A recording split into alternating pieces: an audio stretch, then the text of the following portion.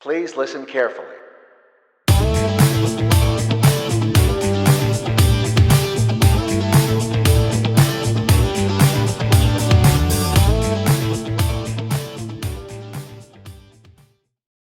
Welcome back, listeners, to another episode of our new Scarecrow Book Club, a mini podcast, mini book club brought to you by Scarecrow Consultants. Today, our American colleagues Gail and Craig will be discussing the Don't Panic Guide to Agile Systems Engineering, and we are very lucky to have Stuart here, the author of that book, to give us a little bit of an introduction to the book before we hear from Gail and Craig. Hi, Stuart. Thank you for joining us. Hi, Jess. You're welcome. Yeah, so could you please tell us a little bit about how this book came into being before we hear from Gail and Craig? Yeah, certainly.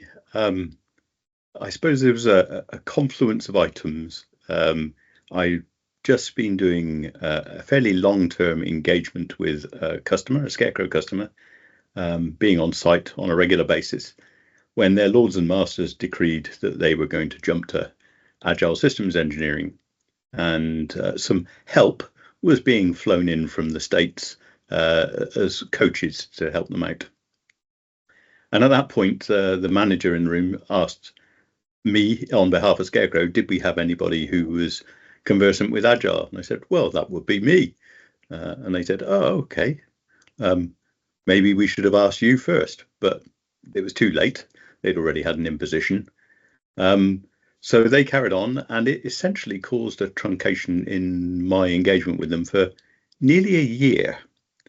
And about a year later, when they came back to me, which they did,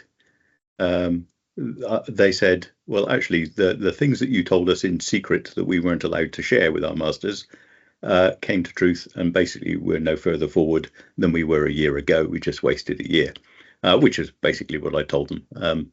And I decided that actually those sort of truths about how to engage whether Agile would work for systems engineering and how it would work ought to be written down.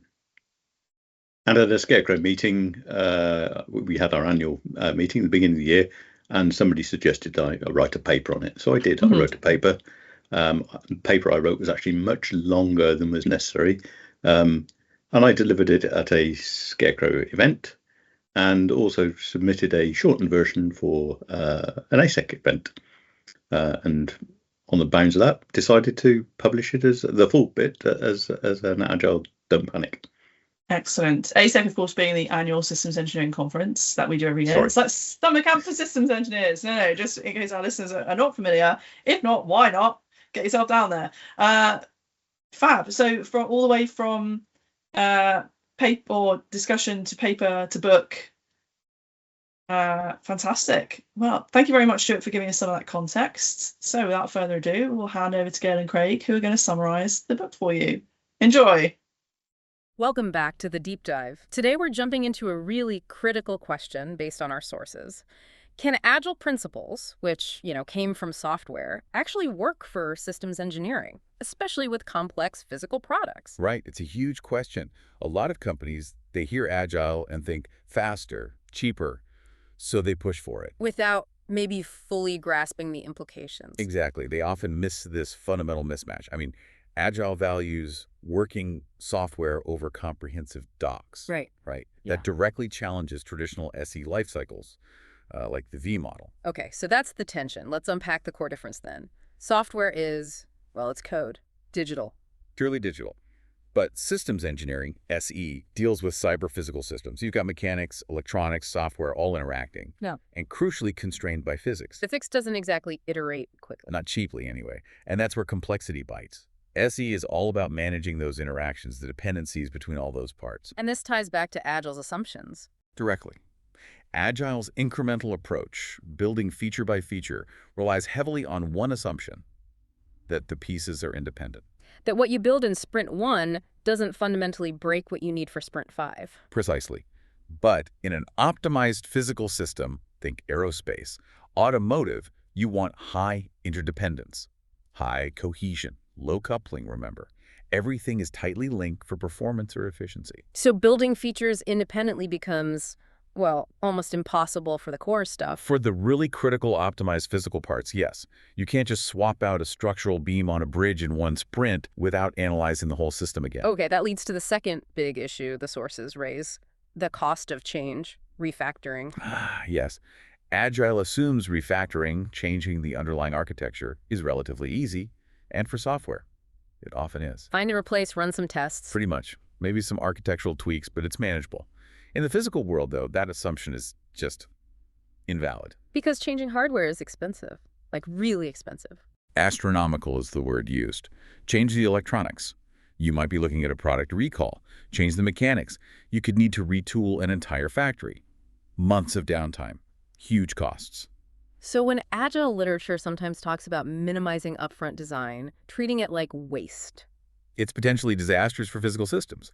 That upfront SE work, the concept phase, the solution architecture, that's your risk mitigation, it's how you avoid that catastrophic downstream refactoring cost. Right. So it's not that all of Agile is bad for SE, but maybe a direct transplant is the problem. Exactly. We need to be selective. Some Agile practices are genuinely brilliant and universally useful. Even in SE, we should adapt, not just adopt wholesale. Okay, so what does work? What's in that brilliant category for systems engineers? Well, short iterations, time boxing, that's great. It actually helps fight analysis paralysis, which can definitely be an SE problem. Keep momentum going. Yes.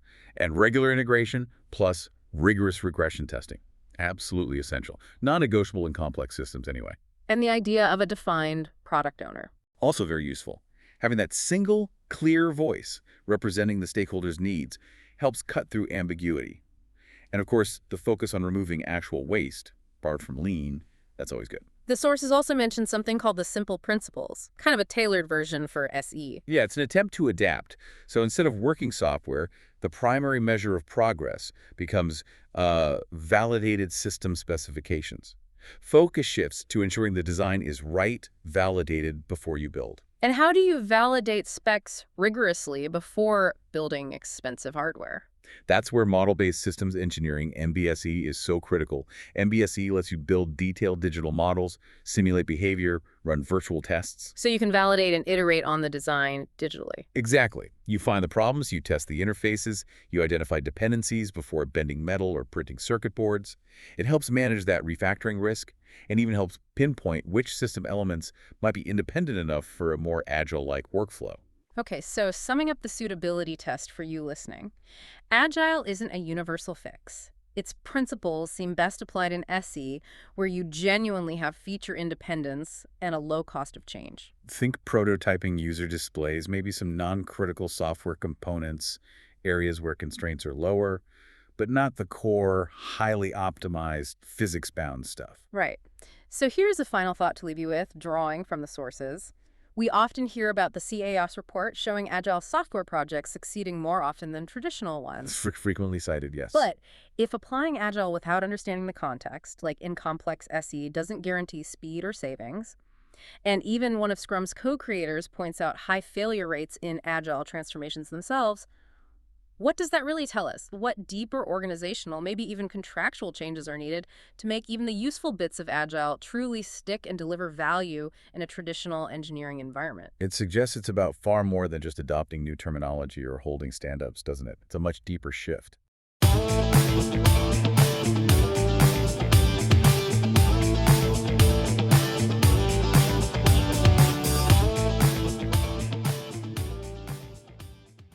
Goodbye.